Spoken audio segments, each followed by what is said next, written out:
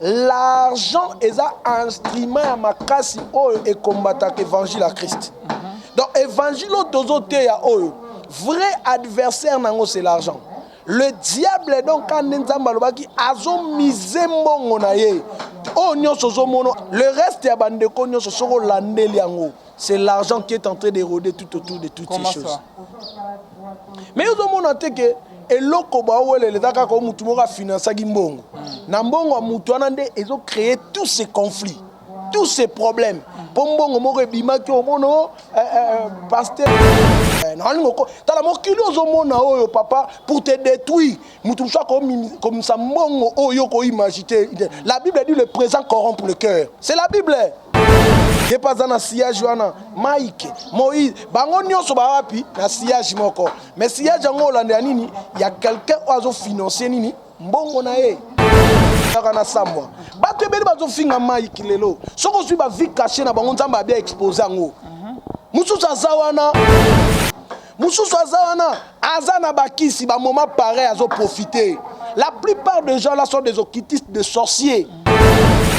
Que oyo alingaka mwasi te abimaka mosantu na miso batume chaque jour ye azanga nyonso mais savonté. Voilà maintenant la vie des hommes, la vie cachée de l'homme. Donc après sa apparence sa piété. Oh aza tombo blanchi miku nyonso na kate za ko pola ta la vie cachée na ye. Eza le roi batu mususu a homone belé wana. Ya frère Mike batu ba moni mais ba vie ya bato na nzamba exposé te papa so nzamba fongoli o misu otala ba vie cacha batu muto loba na muto azate. C'est Dieu qui a la capacité de pardonner les péchés parce que l'écriture dit qu'il n'est pas ancien.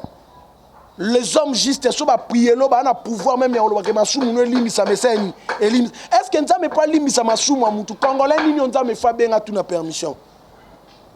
Peut-être nzamba limisa ke ka le même jour makambe bandiana na butu ya bondeli pardon na ekoi mais yo zo continuer likamwana tieki. Comme nous sommes des Bantous, la nudité est sacrée. Na mwasi na mobali banda bokoko na biso ti lelo mutakala o ezaka respecter peut protéger c'est la nudité de la femme. La femme pardon soki mwasi déjà azobima na mobali ye moko mutazo zwa ba image. Peu chose grave, je l'ai suivi à Olobalobi, na joie qui ba image wana, na tindeli mon pasteur. Donc yo moi si ote kamutakala no pas mutu. Donc c'est-à-dire c'est prémédité, un envoyé du diable tout fait. Donc c'est-à-dire elle a l'esprit de Jézabel. Elle savait ce qu'elle est en train de faire. Et pour aller loin, le Congolais toi na do ya motema mabe, papa Alvin, moi je connais le frère Mike. Tais-toi, ça ne te regarde pas. Mike n'a pas de compte à rendre avec qui que ce soit. Il a des comptes à rendre qu'avec Dieu. Ni avec le mari de la femme. Ah, je répète, il a des comptes à rendre avec personne. Donc, yo so babimina moi sinon de kowana donc avant na à l'aise hein. Parce que ya bimina moi sinon ngai. Oyo bimina moi sinon ngai. Ce qu'on a dans salon. Nasan. Ochake arme. La plupart de basala émission sont des sorcières. Surtout à Zofinga frère Mike Tongo midi pourquoi.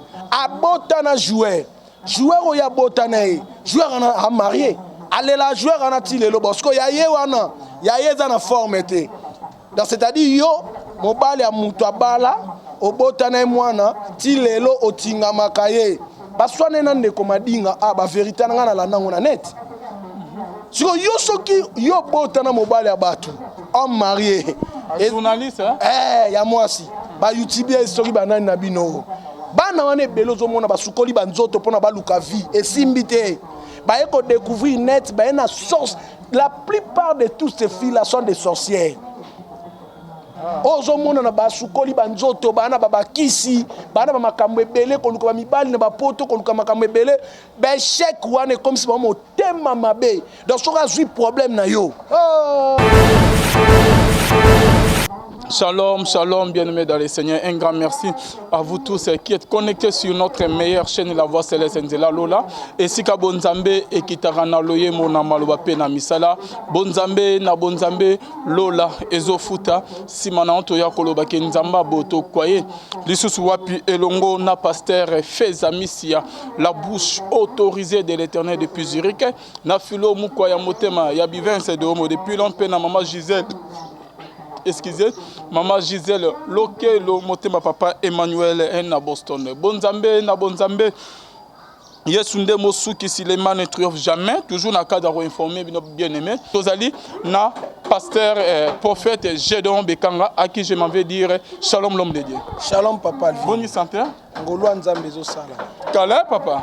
Nazali na ngolo Nzambe. Lilo bana bande o bazolanda yo. Na pesi mutu nyonso mbote wa aux occasions ya kolanda émission oyo.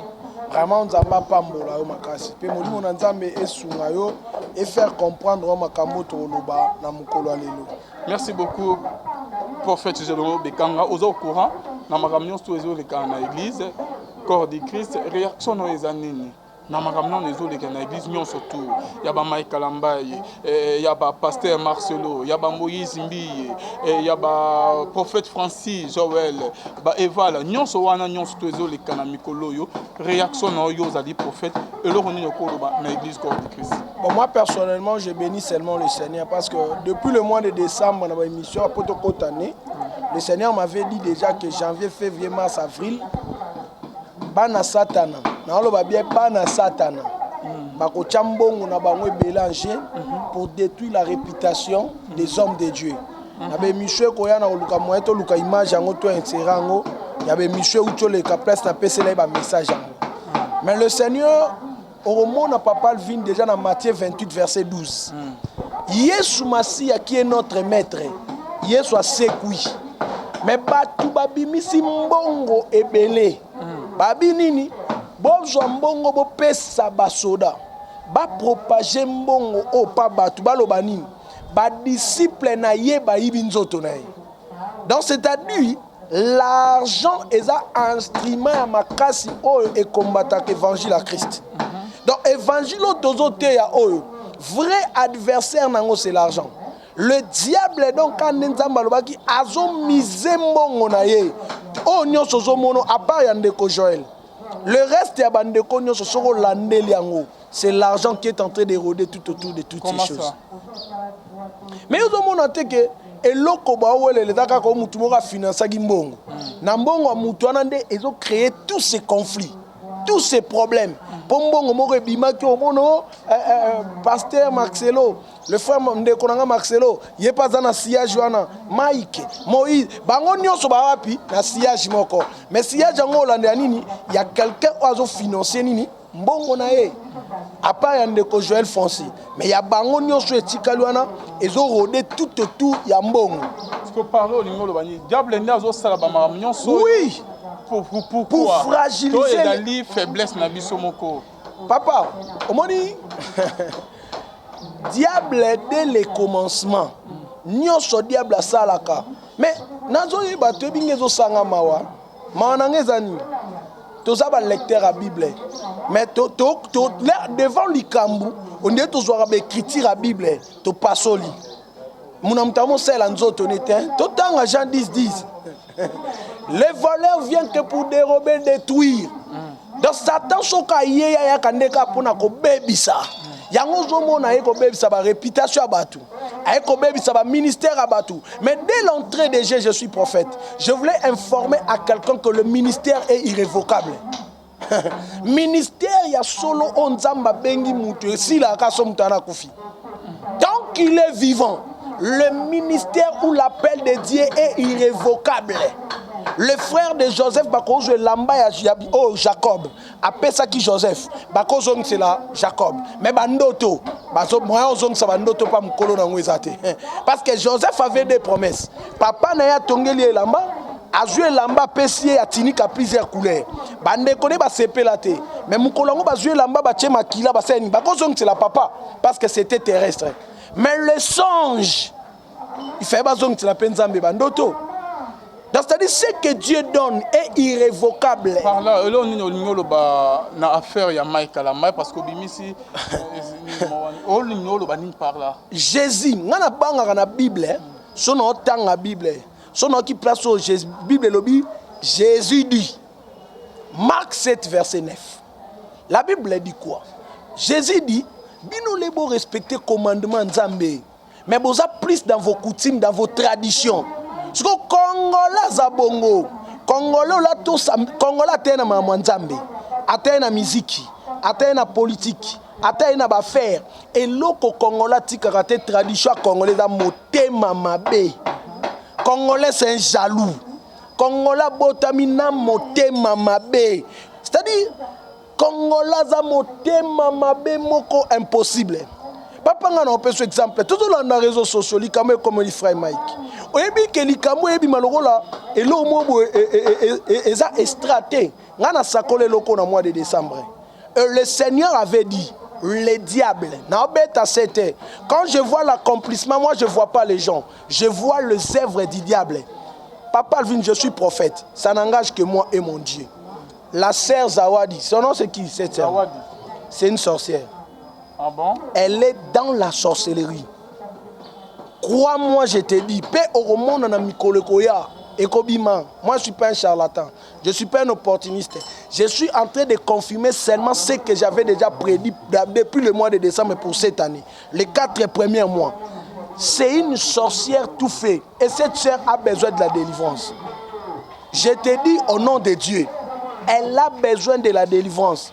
Si elle ne cherche pas la délivrance, Ndimangaï, annonce Sili, en 6 années prochaines. Soka se repentir te. Paix à lobby, à l'ouki délivrance, t'es pas un homme de Dieu vrai. Crois-moi, cette année, Soka 6 yango, année 2023, ça va de 6 à te. Là, vous parlez, qu'est-ce que vous voulez dire? La mort? Oui, je suis prophète. Ainsi dit le Seigneur. Ah bon? Année au Soka se repentir, à l'ouki véritable serviteur de Dieu pour sa délivrance. À se repentir, à non Soka Sili. Soka 6 années aux grâce. L'année prochaine, aussi ça monte. Mais il y a prophète ainsi dit l'Éternel. À côté là, ndeko ya sali lisum pour à détruire ressources moi na moi sur yo ami bimisi victime liboso caméra femme Mario o ke Mike asenga ki ke babi manae nzama côté ni Mike ozo mona te ke ezo contredire un peu liloba nzambe papa. La Bible dit dans Matthieu 5 verset 17. Je ne suis pas venu abolir la loi, mais je suis venu l'accomplir. Donc, on a la continuité du message Nzamba Pesaki. Na décembre, Nzamba Loba que diable va financer Bambongo pour toucher la personnalité des hommes de Dieu. Pour que sa banalité na bango, pour que sa personnalité na bango. Mais la Bible dit le scandale viendra. Mais malheur, il y a moutoir aux à la porte, il y a scandale. C'est Zawadi. Zawadi. Là, vous maudissez. Je ne le maudis pas, j'accomplis. C'est-à-dire chaque prophétie doit être soutenue par l'écriture. Par l'écriture, on appelle sous question de soutenir Zawadi. Tout le monde a moi si il y a moi si David a kena ko bimana atindi militaire na ye a que no kufa bimina ye mais lorsque le prophète Nathan yaki à laquelle akinde David mabe nzama frappa ki David a frappa ki mona moi si on a te yosko ozolo bake na affaire ya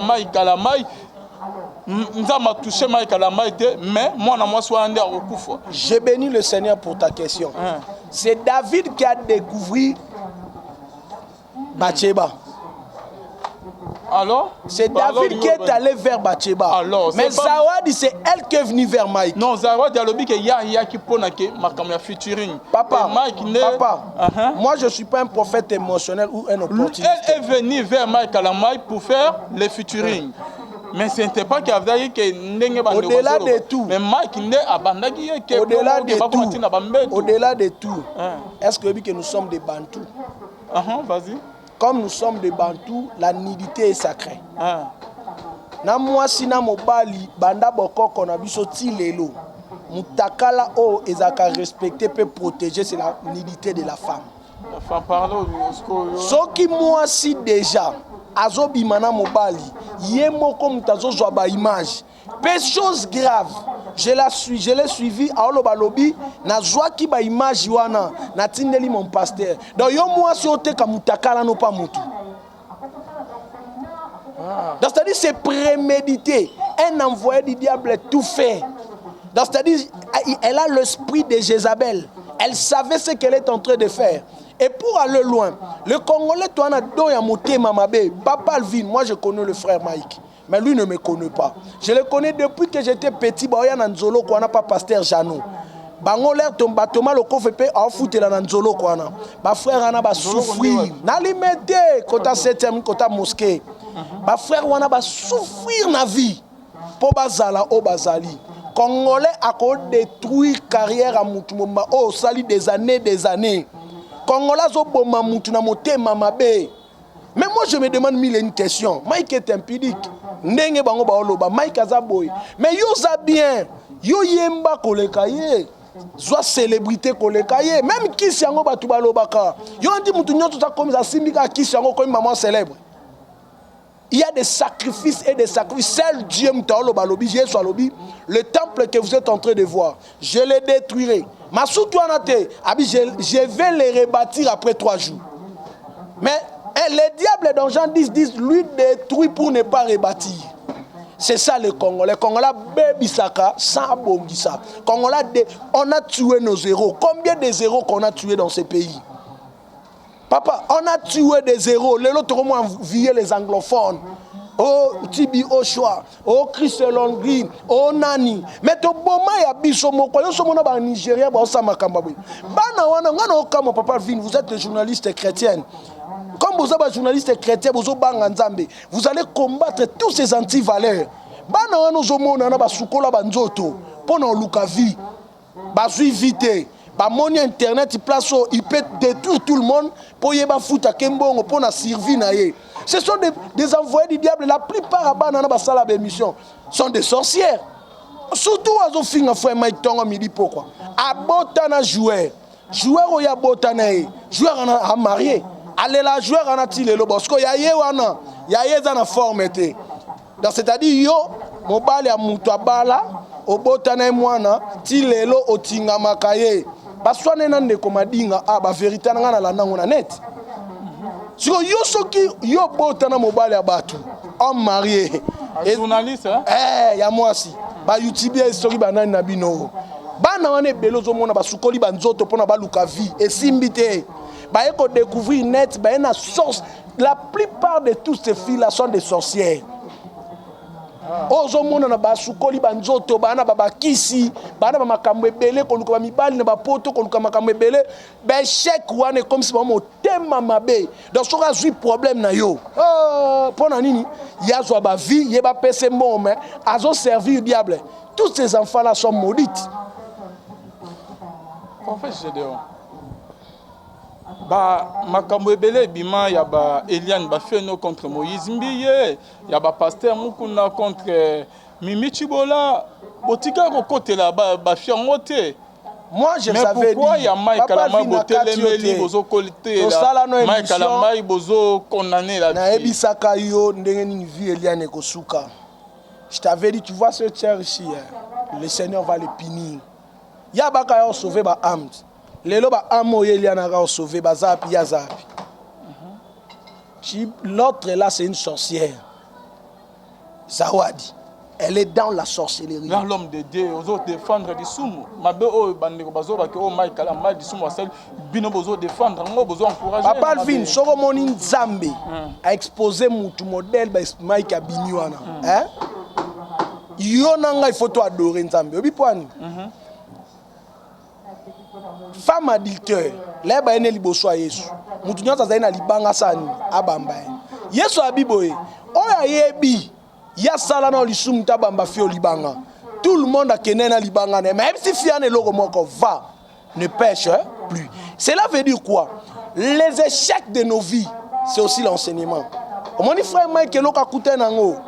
Eh bakisi enseignement moko na parcours ministériel à Colissus. Dans ça il a 6e étage. A commis à 7e étage. Il a appris. À deux fois, Dieu nous enseigne par des conséquences. Et c'est enseignement. Mais on ne va pas le tuer. On ne va pas le jeter. Préposte que Nzambele Mouninga Bimi Bomba Kangi femme aditer bongo. Yo na pembeni folo bobi ngape mkwana na ibaka menganza maboya na sambwa. Ngape mkwana na escroka kama nzamba boya na sambwa. Bato ebeli bazo finga mai kilelo. Soko sui ba vie cachée na bango nzamba bien exposé ngo. Mususu azawana mama mkolo mabimana ba jeune garçon mais na Facebook na internet ko finga ba sa nzamba. Mususu azawana azana bakisi ba moment pareil azo profiter. La plupart des gens là sont des occultistes, des sorciers. On va profiter à un moment où bisson des chrétiens, il y a des ténèbres plus intelligents que la lumière. Bisson de défendre l'un de nous, les camoués commis oui, mais entre nous dans la prière, n'a pas pardonné péché sur la terre. Comment moutango n'a n'a mokilo en tambola lobby? C'est Dieu qui a la capacité de pardonner les péchés parce que l'Écriture dit qu'il n'est pas ancien. Les hommes justes sont à prier, là, on a pouvoir même on que masumu no limisa meseni elim. Est-ce que nza me pas limisa masumu amutu congolais ni nza me fa benga tout na permission. Peut-être nza ba limisa ke ka le même jour makambe bandiana na butu ya bondeli pardon na ekoi. Mais yo zo continuer likamwa na tie qui. Qui t'établit chef? Qui t'établit l'avocat de Dieu? Qui au Congolais? Tala obina moment mo babila nati et enseigner biso na peut ce exemple moko. Pasteur moko ebisinga bi prophète. Likambo na okiango somo yango to ozaka na raison l'air boya ba jugement moko boye en désordre de cas boye obana ba tout seul Dieu qui sonde le cœur et les reins. Pasteur wana frère moko a sainte l'église. Pasteur a commis likamuke mke atemsi frère mususu ana ba frère l'église moko a sainte. Moko mususu ana nanu ba monaye atana moi cité papa Alvin. Yoka pasteur, likamuki a télémisi. Il faut un exemple le roi frère oyo. Tala o akeko santé. Kinzambe na bolingoni a sali grâce, frère azwaka musala tazui a réparer likamwana nde a senta qui frère abali. Un prophète est venu prêcher à l'église du pasteur. Arrivé à l'église lorsqu'il prêchait, prophète a eu parole de connaissance. A télémisi frère au pasteur a télémisi ka exemplaire. A télémisi abi frère. À chaque fois que je te vois, non mon savant mon maboko na ou. Et le Seigneur me dit, yonde ngoza boye, oza expert na masturbation. Ah, frère andimi na misho batakoya bandi olela. Pasteur a telemi atikali munoko polele. Mais makamuni ni somo boye. Donc, frère obiso to konanaka senta ki kutu moi bien. Que oyo alingaka moi cité abimaka mo santu na misho batume. Chaque jour ye azanga nyonso me savonté. Voilà maintenant la vie des hommes, la vie cachée de l'homme. Donc, après sa apparence à piété, oh, aza tombeau blanchi, mikou agnon son akate eza ko pola, ta la vie cachée nae. Eza le roi batu mususu a homo ne belé wana. Ya frère Mike batu ba moni, mais ba vie a batu na nzamba exposé te papa. Son nzamba fongoli o misu otala ba vie cachée batu. Muto loba na muto azate. Muto lobana muto azate bison tobonde la kanza metolo bakanzamba sala ngolu qui par sa force qui par son intelligence il peut vaincre le péché. Nani ngona makasi na ya ko vaincre péché. Péché ko vaincre ngoya likamwa ngolu. Nzambe ndo sabiso ngolu to vaincre péché. Nzambe ndo sabiso ngolu. Nzambe ndo sabiso ngolu to vaincre péché. Ba misusu ba oloba na bazo finga ba frère Mike azo loba zo zodas. Bon opportunité musuba Mike ba résister na résister ngote. Niveau pasteur Mike a commis yena na commis ngote ba komba ba Mike ba kute non mamba basi yena na zui ngote. Peut-être yesu ra zui opportunité na sala ba dégâts o mutako imaginer te. Oh papa. Quand le Seigneur te garde encore, bénis le Seigneur. Bénis le Seigneur. Qu'on frappe par la poitrine et sa grâce vaincre le péché, c'est une grâce imméritée même. Tu mérites un autre. Oh, comment battu comme Congolais audacieux mon copain na motema mabe. Donc Congolais problème na bango eza makamai ka salité. Problème na bango ezali célébrité ya maiki. Akoko mabongo ndenge nini. C'est ça l'esprit congolais. Na Kinshasa comme la bisote. Les longs on appelle ça un exemple mon pote to zoka bible bi na tire enseigner à biso. Mazembe comme mazembe liko na biso ba kinois. To salani. Ba joueur biso to aussi ça na nkona vite na imana kolanda bango na mabanga.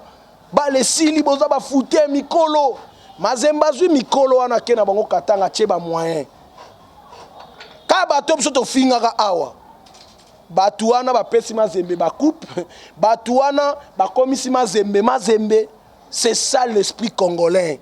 Tala na Ukraine Bitumbele comme ancien président alati teni aye abinga pe na ye toyo bunda pona mboka na biso. Maintenant Congo Félix Otobela kaka maladi na ba opposant musu ba sepela kufa na ye. Dans l'esprit congolais. Congolais donc Congolais so ba attaquer biso do ba musu ba sepela bazwa tamboka ngo zo biso tout perdre. Congolais. Motema mabe o Congolais za na Congolais place nyonso azali. Lelo même na makamba bale. L'air Chabani non da réunion na ba Monaco et to bazaka na ba Mallorca, ba Drogba bazaka na ba Genga. Mais tala finalité football wana tala niveau beto ba Siseli bale. Tala niveau ba Deboya ba Siseli bale. Tala niveau ba mais tala niveau non da Suka. Congolais. Par là. Kasi motema mabe Congolais roya boye non da ye boye do Congolais ko sa kisi non plus pour lui pas gagner mais Congolais sa kisi ndepo non da chabité. Congolais. Tel niveau peuple tozali. Donc Congolais bomakabero na yemoko. Et toi zo kita na avion ba ko yambe ba continuer so ba mbote. Ndaye biter Afrique ya biso azala na mboko. Omona modèle papa na kufela. Congolais. Donc Congolais ningake loko libanda ya yemoko te ya yemoko okufa. Tuna même bandeko bana ba poto ba meka ba entreprise engagé bandeko ne ba Congolais. Congolais ça pas ivoirien ça bien. Pas Nigérian, ça bien. Si vous avez Congolais, vous avez DG, pour vous avez un patron, à cause de la tuer le Congolais. Donc, le problème à Congolais, quand on a un maïka salité, Congolais, quand on a détruit, il a détruit, Abel, la Tinda, la Koufa, pour monter ma Congolais, ça et quitte. Mais Mike ne mourra pas. L'appel est irrévocable. Frère Mike, si tu m'écoutes, si tu auras l'occasion d'écouter cette mission, le jour où Dieu t'avait appelé, c'était sans témoin. Tu étais seul avec Dieu. Souviens-toi de tout ce que Dieu t'a dit. Salela Apocalypse 2. Tu as la place au Kouéaki. Bongi Sananza Meno Telema continue chez moi. Et non, que Avanda. Nani avandi se suspension Avanda. Nani ana pouvoir. Nani ana pouvoir avandi mutu. Nzab Yesu Masia à comprendre mon thème Jida. Alors, il y a escroqué mon caisse. Bah, il y a un suspendage Jida. À concert, Jida, il y a escroqué mon. Il y a un moniango. À suspendage. Oh. Tika mabe moutuye mo bomae. Le chef de l'église, c'est le Saint-Esprit. Saint-Esprit a yebi nenga encadra kabatu. Saint-Esprit a yebi nenga forma kamutu. Saint-Esprit a yebi nenga ni a conduire la vie à mutu. Yozanan, qui es-tu? Le Congo a un problème. Le problème c'est quoi? Moi, il peut dire Bébré ba oumela en Égypte. Ils avaient un besoin, ils souffraient d'un conducteur. Même Moïse a comme un conducteur délivrance à Bébré bana mkolana. L'église du Congo a un problème. Toye ba place à conducteur. Qui est le conducteur? Le Saint-Esprit. Topé sa Saint-Esprit place naye. So to pesi Saint-Esprit place ne makamba bweswe komi. Ole kowele loloba tuna batona nyoso qui a consulté Dieu. Moi je te parle pas des choses que les gens parlent, je te parle de l'ainsi dit. Le Seigneur m'a parlé de ces choses depuis le mois de décembre. Je l'ai prédit. Et quand je vois des confirmations comme ça, ce n'est pas pour louer, pour dire que je suis le meilleur prophète, non, pour comprendre que le diable travaille. Moi, je suis en train de menacer l'esprit qui vient pour humilier les hommes de Dieu de l'église, pour fragiliser notre église. L'église du Congo a des hommes intègres. L'église du Congo a des hommes puissants. L'église du Congo a des hommes charismatiques. Tous ces gens-là qui critiquent l'église, moi qui vous parle, Papa Alvin, Pessangatane expliquer les Cambo. Je suis le témoignage de l'église ou de l'évangile de ces pays. L'État koka bisoté. Ba parents na biso ba koki bisoté. Mutatika le kokoté. Quand ba pasteur ou un aventurier, ils nous ont enseigné la parole. Il nous a prêché la parole. Et ça dit que ozu machette au tiki, ozu via bibende au tiki, ozu via loyenge au tiki. Lelo na père de famille, lelo na moi si batu combien ba compter nanga. Sopeli kambu ba bengo allo prophète. Quels sont les gens qui m'ont rendu utile dans ces pays? Et à homme de Dieu aventurier ba finga kana. Combien de gens aujourd'hui Maladi ba médecin ba kokito futi ba mbongo. Ka ba homme de Dieu wana ba to ba finga ba aventurier. Ils ont intervenu avec leur Dieu. Quelque chose s'est passé. Mais pourquoi dénigrer les gens comme ça? Les gens voient comme si être pasteur et à Moussala Moro ya ba zoba, Moussala ba fainéant. Qui t'a dit? Somba cher na yo. Somba cher. Na Kinshasa avec $200 aux cher. Ba kit ya plastique papa vient na correct aux gens ba 10 000. Somba non sans chaise. Somba cher, bande église, batuba yakasi. À part batuba koya, tout le monde a bon internet, batuba finga ba sanzambe. Yoga maté batu musuba loba na internet sana. Azo loba oluko comprendre introduction za ki wapi. A développer on deni, a ko conclure ndengeni. O mona ta sans makambo loba te. Mais quand il critique et il insulte l'esprit congolais, le Congolais leur problème, bon peut ça temps. Les musiciens païens, profanes, ils ont audace. Ils ont audace. Ils ont audace. Ils ont aventuré. Mais c'est là. Bango bazo die mila li kamboa pour mutasali baza ba aventuré te. Yé musicien wana ofinga ba aventurer sa vie, sa propre vie. Les gens oublient une chose, le royaume des cieux za pour ba sanzambe. Écriture ni ngwana. Le royaume des cieux c'est pour tout le monde. Mosala nzamba no moni magote ya parole mais il se bat lobi poye pa kota lola ndenge moko pe ngana yo ndenge moko pe ba musicien na bango pe fa la violence en kota lola donc yo sala mabe o comme ça mabe vi na yo mais yo ya yo mona te mabe o yo o témoigner ka mosala nzamba qui a donné à ces musiciens profanes là cette audace. Mais en dehors il y a des musiciens profanes papa et dans pe na ba serviteur de Dieu musu baso ba mama e kala motema mabe benile se bange motema mabe il y a prophète Denis à côté, c'est un raté. Congolais zabongo soka raté likambu. Denis ont rêvé, a hôtel ba tangu ya zaka na ba gloire. Ayebi Denis elo ke soit ka chaque jour ezani. Ayebi qu'est-ce que la gloire apporte dans la vie d'une personne. Parce que azotala ke komi tamba tu mususu. Parce que lokola coutume na biso za motema mabe, oko supporter gloire abaninga te. Denis ayebi que na gloire babenga ba partout na gloire aux enveloppes pour batumsu ba mona te na gloire mutumsu ko bengo papa na landa ka matano na TV na tindelo fa na $3000. Denis ayebi siko ke na minute ba Mike ba olia ba mbongo wana motema siko lokola congolais atazo sambela culture na biso tradition na biso de na lobi Mark 7:9 eza motema mabe.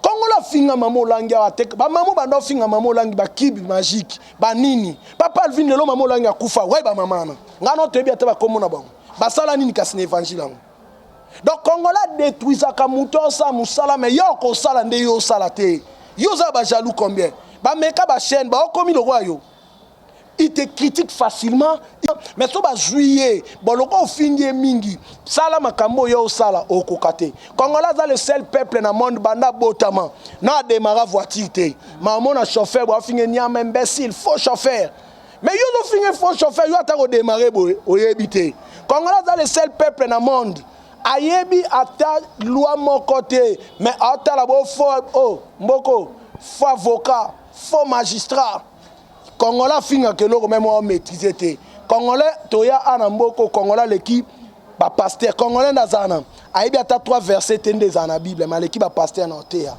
à l'équipe ba pasteur na banga nzambe Congolais mususu aibi ata note vocale te mais l'équipe ba to ba yemba na oyemba afinga wana faux chanteur mais ye pc micro aibi ata do ré mi fa sol la si do anate Congolais.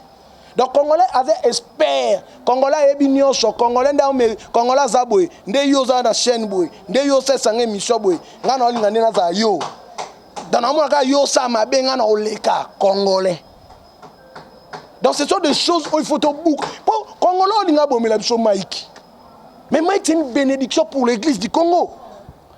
Combien banze monnaie édifia et consola t'as la talent on l'a bien le mon introduction j'ai beaucoup aimé. Toboma Marie Misambo nani a remplacé Etilelo nani oyemba na dimension artistique wana nani on a tué nos héros. David azolela est-ce que Saoul modèle à Luka via David a kolobelo ko aloba pourquoi les héros tombent-ils Donc, un enfant de Dieu affermi, moi, Nzamba solo, a sepelaka na passe ya muninga te, mais a intercéder quand Nzamba tombola sous héros. Mboko loto na crise ya badon ya ngomoni manki oneye. Pona nini? Congo est la mutaza charismatique à cause ya erreur amuke. Biso to PC mu Congo. Maintenant mboko ezaka na batu mutakoya na sida bo achelo boko biki. Achebo biso moko batabakisi. Batu wana baza faibli, baza na mental forte. Bata soutenir bango ba alakate. Batu wana ba lemba na bango papa Alvin. Lelo to na crise à grâce. To na crise à miracle. Essoufflement les botimans qui on a. Or moka Adina Bale ko saman qui on a te. Adina Bale était un homme très charismatique. Batamboliko qui était des hommes charismatiques. Mais la génération et botimans qui on a pour nini. On a découragé les gens qui avaient les dons. Dont va protéger ango, dont va battre l'ango. Papa Gédéon Bekanga bande bazo la biso. Na koyoko ko bande muso bazo ba te la prophète wa défendre bisum. C'est que ce sont les oiseaux de même plumage. Ozo défendre Mike Kalama, c'est que yo po sala ba mabango ozo lingate que et bi m'appelle un jour tellement il a vu yo peut omena kola la base ya onde yo ko défendre. Mais so eza vinga na mena ebo oyo finga ngana vina eza ndini oyo finga ngana ndako siko sa vie aso na vina emoko tsango na kitalatala na bandika ko expliquer vie ya ndeko na mwasi chroniqueur wana so chroniqueuse azo finga mai kitongo pourquoi abota na joueur mo na joueur azaka mariette yes go vina edo yenda na kosani adite aole lisani mwasi ya joueur wana Chancel Mbemba ana droit le lisa mwasi ya joueur yaza na droit ye. Avant que na vie à batu, banana on a vie na yo. Le royaume des cieux, le sali est individuel. Sali est 2 3 personnes. Yo quand tu que o take maïk o préparer maïk en fer, ebo yo moko. Banana o mone belé, to fungula miso. Batu ba finga ba pasteur tout na bango bien. Peut-être moto ya ba prière ba pasteur et détruisa misana bango belé. Anga boto la libala batunde ba kena sukola bango banzoto. Akoka mama na te pour mama na sambelaka. Ennemi na comme pasteur. C'est-à-dire que tu venais tu ministère profanement jeter le nom. Le Seigneur me dit, tu sais pourquoi il critique le pasteur? Parce que à Koutana na makamwe belé bato belo ya posséda. Ba pasteur ba libéra. À ça ba pasteur ennemi. Bato musu ta finga mutu yo accompagner mais yo finga natina. Il sait le pourquoi. Il sait le pourquoi papa. Bato ba posséda biso to zanit na makulu na to kata bato machette. Les pasteurs atteignent le banzame na bongo li mutema. Mutwana on sepela. Mais c'est la Bible, acte 16. Bakangisa Paul na Silas Poine. Po ba bikisika mwasi ana dans un esprit à piton. Bato ba ndeo bénéficier mbongo na nzoto afi wana. Bako benga ba soldat. Si que c'est le kana Congo. La plupart des délivrances to botoli bato wana ba ame belo ba livra ka pa diable. Bato wana ba sepela na biso te. Yango mo so ba yo kili kam na biso. Ya lo kwa ba kili kam ba Yesu. Jésus, selon Matthieu 28, c'est imposteur. Est-ce que Jésus était imposteur? Mais on l'a taxé de l'imposteur. Pourquoi? Parce qu'ils ont compris que leurs intérêts est comme un risque par rapport à l'évangile à Christ. Et selon Matthieu 28, verset 12, évangile à Christ et l'homme c'est ce que les occultistes ont fait maintenant. Ils ont compris les francs-maçons. Et côté ici des ordres. Pasteur Gédéon Bekanga bande bazo landa biso Bible zo yebisa biso que votre bonne conduite soit connue de tous. Apôtre Paul azolo bake soyez mes imitateurs comme moi je le suis de Christ. Ce que quelque part il a ba musicien profane bazo critiquer bino. Bozo monter que bozali pena ba bizaleli molimo ya cupidité, molimo ya kinduma, molimo ya basebele kokoya kolala la bana basi ozo monter que bozo za exemplaire te. Paul wana ozoloba, Paul alobi makamuna obo sala yangone na sala. Oui bien ngelo bani. C'est-à-dire toute sa vie Paul a compris que ça qui lit. Na bunda. Il y a des choses je traite directement mon corps. Il y a des choses on a obo sala maintenant et salama. Par Paul on ngalo bani. Papa na bandeli étant que prédicateur de l'évangile. Ba docteur, les apôtres, le prophète, mutu nyonso azolanda ngai. Soki na kosi asenga yo droit de réponse ayato kutana platonoto asali mission ngape na sa droit de réponse mutu moko te akoyi kolonga lisumu na force na ye tolonga lisumu na mawa ya Saint-Esprit pe na lisungi ya Saint-Esprit Moutou mon côté par sa force. Jésus lui-même qui est notre maître. Abi Père, éloigne ses coupes devant moi. Babi les anges ont quitté le ciel, ils ont venu pour la fermir. Pour babi c'est qui affronter le cambo. Et ça qui facile. Papa, la vie sur la terre est dure.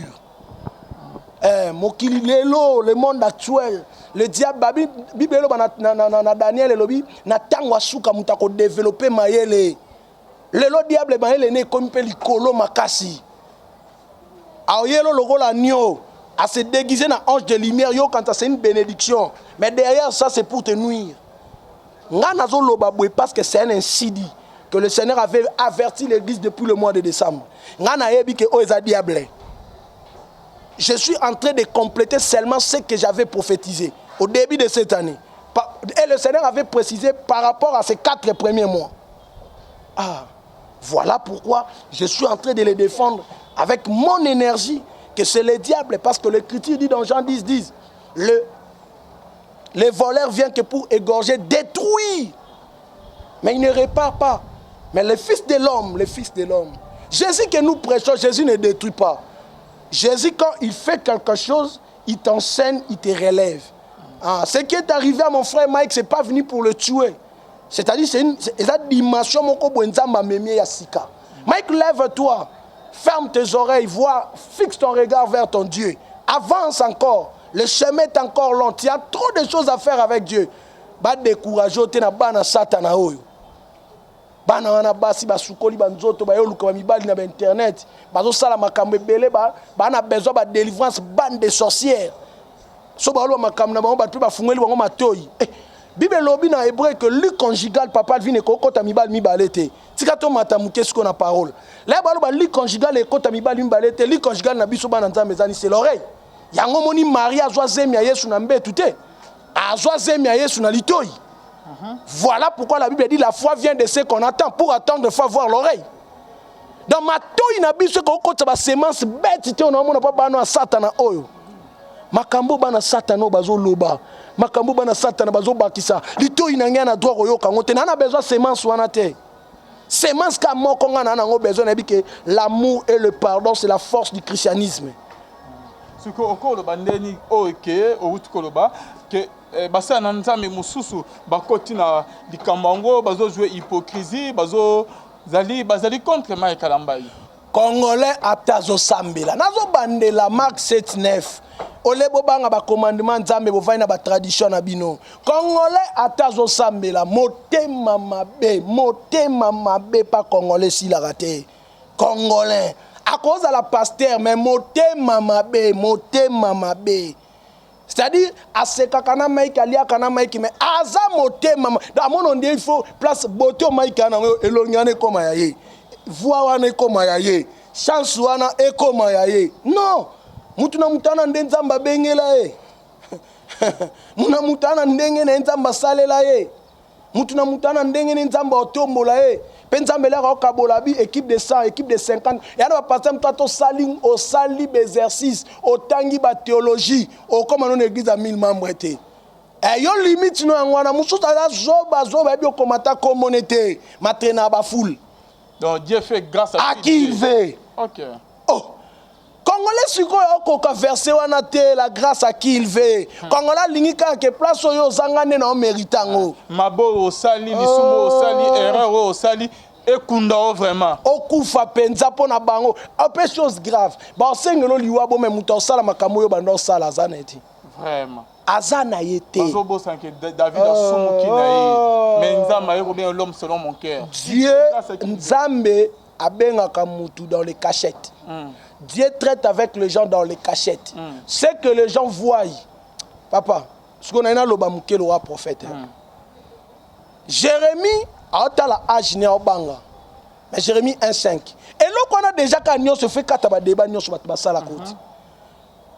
J'étais connu. C'est dans le passé. Avant même que tu sois au sein du ventre de ta mère. Moi, le Seigneur, je t'avais déjà établi prophète. Donc Jérémie était prophète avant même qu'il puisse entrer dans le ventre de sa mère. Le Seigneur l'avait déjà ouin. Nzamba sisa musala ya biso nyonso papa vit une éternité. Auto sala on a c'est na moyo za formalité. Donc, c'est-à-dire, on est en train d'exercer ce qui était. Yangomoni, un jour, dans le bara, Nzamba Pesanga Makoki, il faut te parler sur le prophète et la prophétie. On a parlé sur la sorte de prophétie. On comprend parce qu'il y a des prophéties liées au destin. Donc, pour comment, le président Félix, n'a comme président bon, et à prière, et à jeûne, destin a yé, et à Zamkonzamboka. Attends, ça n'est pas fort, et tant déjà. La prophétie liée au destin, au Sambela, aux Alapaïens, aux Alamoine Nzambe, et Koko Kisama pour Yangwana de destin, parce que sur la terre, tu as le monde de la formalité de l'éternité. Attends, on vivre dans ma somme. Destin. Et la prophétie liée au destin. Il y a la prophétie liée aux circonstances. Comme je te parlais sur le prophète et la prophétie. Bref, ce que c'est la spiritualité, Moko et Koko Misamutu président. Hein? Qui c'est que dit le père, na Félix, na lequel nous la spiritualité. C'est le père. Sans débat, koutou, ma comment entendez. Qui c'est na Félix, na lequel nous la spiritualité. Qui c'est comme président. Et ça kabilo ko hasard, tes destin. Parce que autant on va les destin, on est que aux hommes que bino ba oyo que boyebi lo banza mais très bien on dirait que bon mesani déjà na nzambe ato sali na mabo sali na masum oyebi ke zali kama destin okobongo na okene liboso, c'est ça? Le destin, biso skoba na nzambe tolukaka destin te, tolukaka pe ba bénédiction circonstancielle, la prophétie circonstancielle. La prophétie circonstancielle c'est ba prophétie au sali bien, motema nzambe sepeli. Abi lokolo sali bwenga na peso bwe mais faut ça la boy. Donc la prophétie liée aux circonstances, elle sera toujours accompagnée de la recommandation. Mais pour les destins, on a besoin de recommandation. Bon, bien sûr, la bénédiction, papa. La mission de Dieu, depuis la création, c'est de chercher l'homme. Il y a une erreur diable au sala, au diable à sala en Eden. Il y a un satan au sala pas Mike. Le diable a fait pécher Adam et Ève. Il croyait que Dieu va les rejeter. Mais nous allons parcourir Boutou Mbakolukabang. Où est-il Adam? Où est-il Adam? Est-ce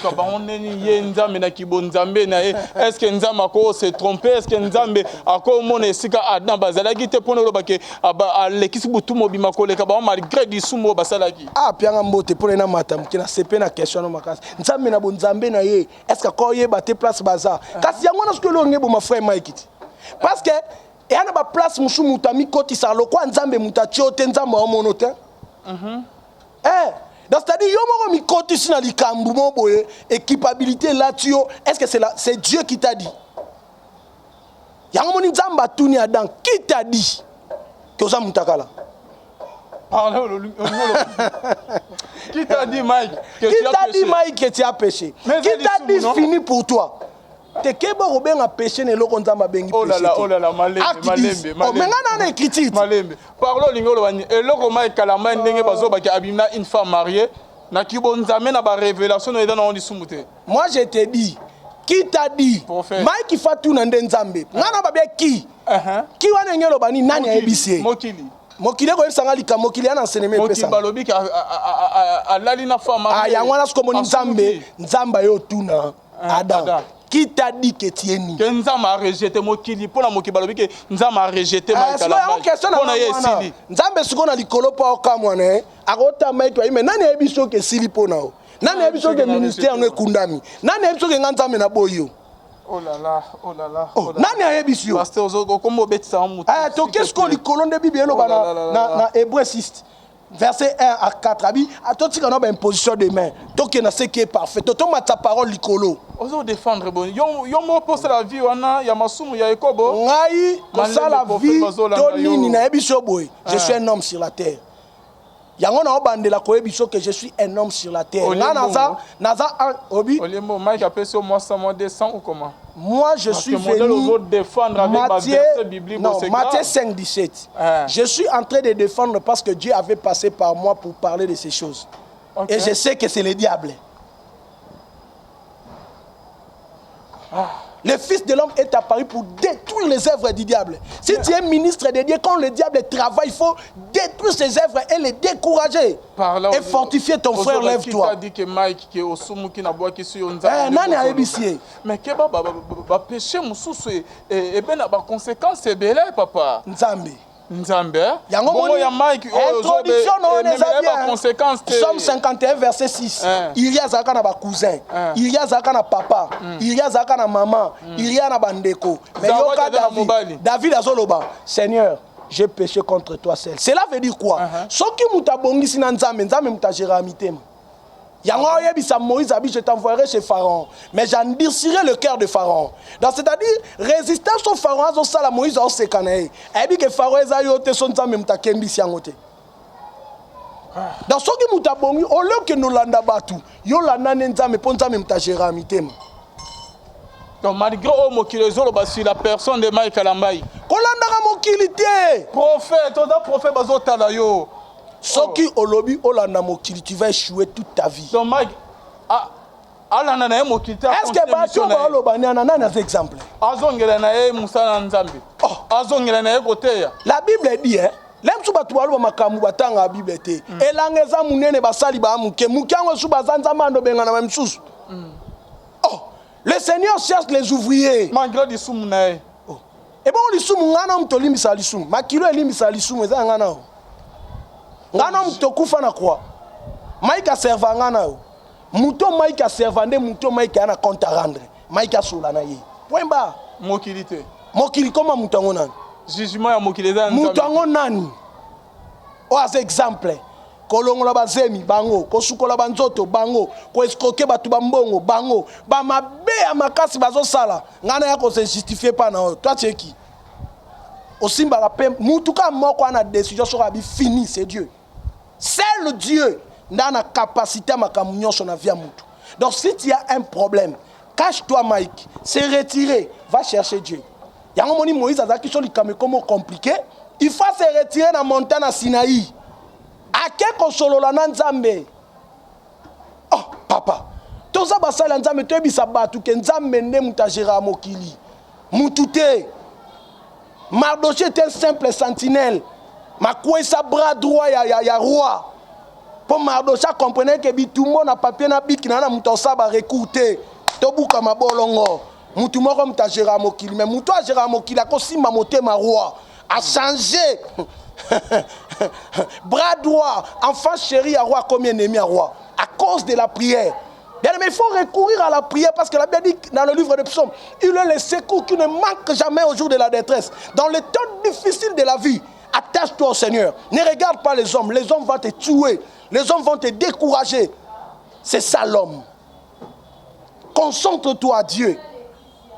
Message nous transmet na bandeko bazali contre Mike Kalambai. C'est inutile, na message au pesa ba honte na baka ke bino bo sala mutute. Yo sala mutu na yo banda ko gérer ye o katela ke bitu mune motema no elingi. Mais comme l'homme est créé dans l'image de Dieu, botika Nzambe moko a gérer batu na ye. Pasteur mota ko bongo sa mutu mutema to te akaliloba, mais Nzambe nemta ko simba batu. Sikoyo ngana ozala nani ando katela batu bitumbu. Qui est-il? Je suis qui moi? Un simple serviteur de Dieu. Un simple mutu moko inutile. Nzamba zui au mwana moko kuluna lem supe melelo kufata na opération likofi nzamba zui a commission mutu habite ya sango malamu na ngale ngana komo 4 baninga bitumbo yo lokolo salibwe je suis qui moi nazanani David azolo bazo kajo bo Saoul abi me wa Nzambe je peux pas toucher l'onction na ko simba Saoul te tala batu ba ba Nzambe Nzamba benge l'homme selon mon cœur pas ba principe na ko simba mutu Nzambe te. Non, bon, mon abomio na likamni. Totikaji, bibi gardez silence. Je combattrai pour venir le bani. Batona so ba kanta ba na raison. Ke ba vanda kimiat. Total châtiment Nzamba pia Mike. Mais pour nani yo muto frapper poitrine obina ko condamner Mike. Mike n'est pas de réveil. Ba Mike va bataba SCC. Si je me trompe pas, moi je suis de l'église du réveil. Mais il parle de nom de Jésus, Bible lobi. Makambo ils ont divisé biso to tia de côté. To vana na oye sanctification, ni ne sanctification, la mort et la résurrection de Jésus. Mike parle de Jésus-Christ de Nazareth. Pourquoi tuer nos héros? Pourquoi? Bon, Mike, on le lopé tokola to la muki akufi to gagner ni.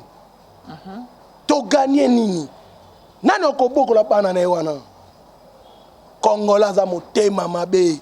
Tala ba kombo kongola bimisaka ba mosinzo. Donc c'est-à-dire mutu ba camarade mais apena mobali mais ya envie mobala muninga congolais. Ba vie ba na ba mener ba sale vie. Wana za problème te.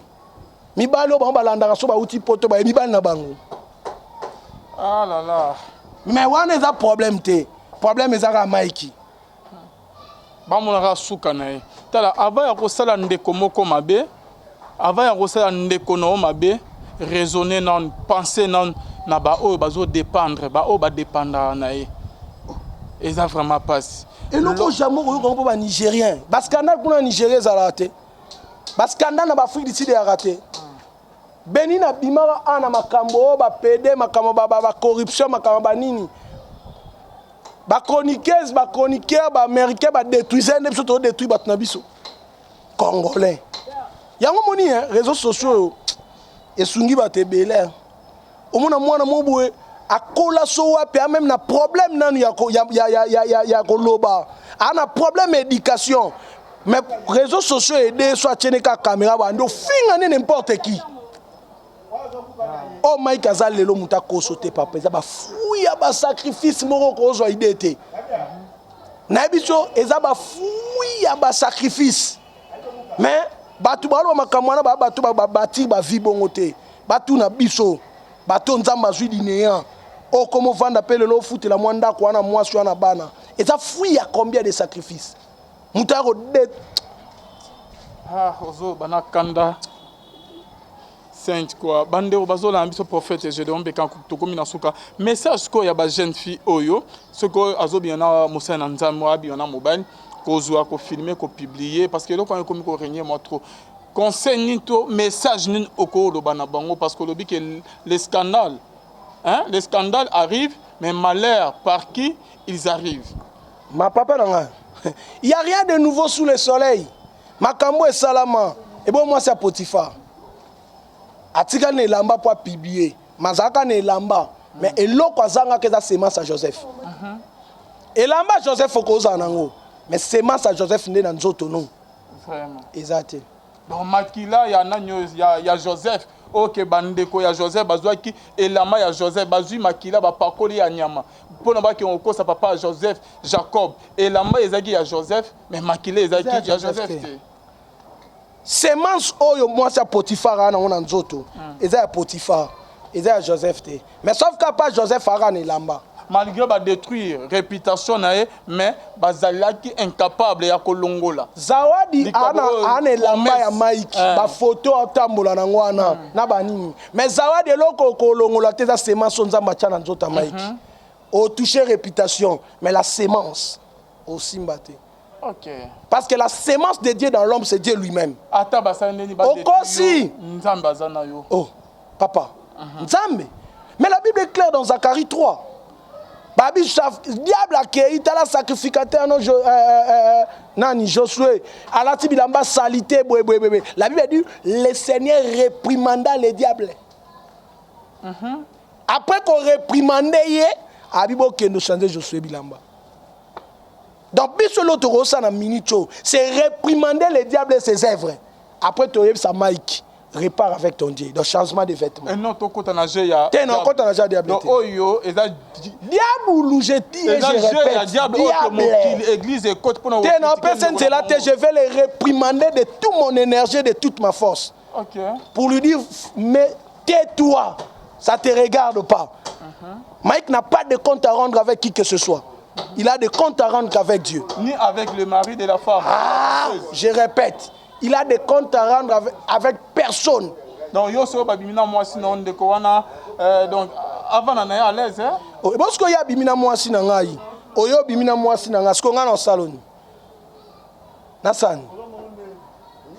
Au chaque arme. C'est à moi de décider. La Bible me donne le pouvoir. Quand la femme commet l'adultère, j'ai ces deux probabilités. Bible, et là, on a la Bible pour nous dire que c'est là. Parce que moi, je suis un bakabona, non, mobile n'est pas bakabona. Mais mobile est un sérieux. Il y a un moment où on a réflexion humaine. Moi si nango ko bimana mutu. Ozwi ba image yo moko muto filmer obombi yango. Bon, sanga mobile no suna yeba. Ozwi su ba image ano tineli mutu mususu. Yo comprends au mon oni. Non, peut-être ceux qui ont ndoki ta simila ba ndoki. C'est une sorcière, je dis et je répète. Et si son mari azo continuer, son mari n'est avant là c'est les relations. Maintenant on est biso que ba makamo il faut faire trop attention. Peut-être mobile pas liaka mbongo kopwana. Ah bon? Mais na bangola awa ngana mona lisolo te. Moi sina mobile ba epa na ngana église. Débat ba uta ki angola. Ba somi mapang ba comme ba problème. Moi si a parvenir ko bisanga i prophète. Mbongo tout la tolo le zaka ponga na aka maele te. Ba mapango ya tshena ba kombo na ewane ya mapango na ete. To kutana na boss na ngola ya lobi na ngalo kwa boss na sepela na yo. Bimana eto zwa tambongo to kotonga na pays. Ngana ndima obima na boss wana. Mbongo ngana zwaka ndena ya na ngolo lelo to construire vie. Mokili ana mambo ebele papa Alvin. To yambaka batu mokili ana mambo ebele. Ya au moins non ko tata na ba raisonnement na bango wana te. Na tikali homme de Dieu na tikali na canal na nga révélation comme le Seigneur m'avait dit. Papa, pour te détruire, comme ça, la Bible dit le présent corrompt le cœur. C'est la Bible. Abraham, notre père, Ateka Sarati. Or, le Sorinzam intervenant raté. Le présent corrompt le cœur. Ok, ok, le présent corrompt le cœur. C'est l'écriture. Abraham Ateka Sarat. Il faut la contredire. Abraham Ayebo a commis boy. Abi roi waza méchant. Le col se plano le bois de konanga moisi. Et Sarah Kendarat. C'est-à-dire ceux qui n'zambaka ko intervenir té. Donc il mutu pas ngaye ba likambo ana azate. Likambo zao dina mobali ne mutaye bien ko nzambe na ba mo mi balé.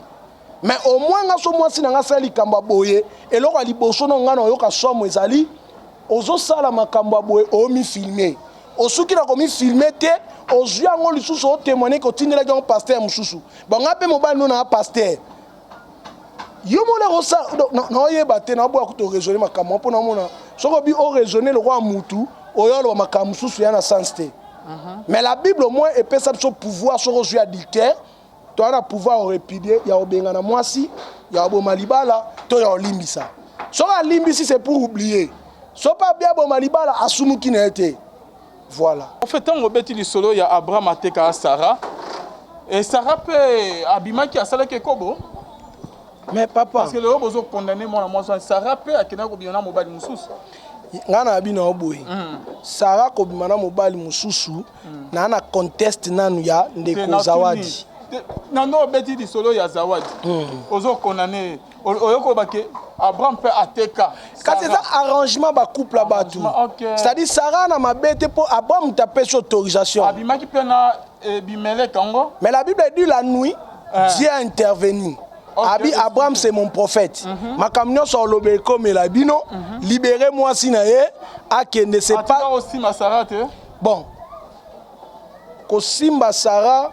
Donc Sarah en dehors il y a nande lisolo il y a Zawadi ezalina mobile nande on peut exemple que et qu'on peut aux copie il y a mobile Zawadi bali mbongo on peut que n'est pas mal kala mais complot moko wana kasi po mutako za la linga mai kité ngako non ko taper na terrain na mingité parce que je ne maîtrise pas trop mais to que na ba supposer mutako za linga mai kité abije $20,000 na eli couple o bandimi moi ça que mais na bete lionga na yamba mwasi na mobali ba utangola est-ce que question na pesa net au toucher ma Bible Sarah pa bimaki na mobali musu asali et comme en dehors ya Abraham mais Abraham abanga liwati Abraham amoni na bien petit so batunio ozali toko loba na bangwande kunanga mwasi pesos ga babala Abraham pas biloko Abraham ba pese biloko ko eza permis na Bible hein. Et comme ils ont permis, sur les arrangements des couples. Dans un couple, ça peut arriver. Ça peut arriver. Un couple, moi, si je mobile, je vais préparer un coup. Prophète, je demande ton sujet prochainement. Je suis réalisateur Azaya Olemba. Donc, comme il y a une émission, merci d'être venu. Amen. Lilo Baya Souka peut votre contact, hein? Na posa ba contacter yo ba kozo na nzela. Nous tous a besoin de contacter Bisso. Je suis le prophète Gédéon Bekanga Jéroubal, les responsables de la communauté charismatico-évangélique Jova Shalom. Nous tous a besoin de contacter na Bisso, on a un problème, on a maladie, on a makambo ebele zo déranger yo. On a besoin de consultation prophétique Benga Bisso na plus 243 89 69 71 785. Je répète, plus 243 89 69 71 785. Vraiment que Dieu vous bénisse. Merci beaucoup, prophète Gédéon Bekanga. Merci vraiment. Donc je crois même que prière ou prophétie sont conditionnées parce que awa biso to ngaba prophète to bazo conditionner prière te. Yande au moyen belé baleka lisusu to bengana ba. Biso awa nayebi kenga no to bandi depuis 2013. Non yo kanga na makambo aboete. Donc c'est-à-dire natika la prophète Gédéon Bekanga oyo yebi anati lelo na kabongo. Merci beaucoup. Merci à vous tous qui nous avez suivis. Bonzambe na bonzambe lola ezo futa simana onto ya koloba ke nzamba boy to kwaye lisusu wapi na manso azo service. Un grand merci na bino nyonso to bolandi biso na John Kamanda za ma caméra. Bonzambe na bonzambe Yesunde Mosukisi. Les mal ne triomphent jamais. Qu'on se trouve à la prochaine bye. Yo bimana to zwata mbongo to kotonga na pays. Ngana ndima obimana boswana. Mbongo ngana zwaka ndena yana ngo lelo to construire vie. Mokiliana mambo ebele papa Alvin. To yambaka batu mokiliana mambo ebele. Ya omwe non ngokota tana ba raisonnement na bangwana te. Na tikali homme de Dieu na tikali na canal na nga révélation comme le Seigneur m'avait dit. Na ngoko tala mokili ozomona oyo papa pour te détruire. Mutu swa comme ça mbongo oyo ko imaginer. La Bible dit le présent corrompt le cœur. C'est la Bible. Abraham, notre père, Ateka Sarati. Or, le Sorinzam intervenant raté. Les présents corrompent le cœur. Ok, les présents corrompent le cœur. C'est l'écriture. Abraham Ateka Sarati. Il faut la contredire. Abraham Ayebo, a commis boy, Abi roi waza méchant. Le col se plano le bois de Konanga Moisi. Et Sarah Kendarat. C'est-à-dire, ceux qui n'ont intervenir. Donc, il ne peut pas y likamwana azate. Likamba zao dina mobali ne mutaye bien nga nzambe na ba momi balé. Mais au moins nga so mwasi na nga sa likamba boye et lo ali boso no nga no yoka somo ezali ozo sala makamba boye o mi filmer.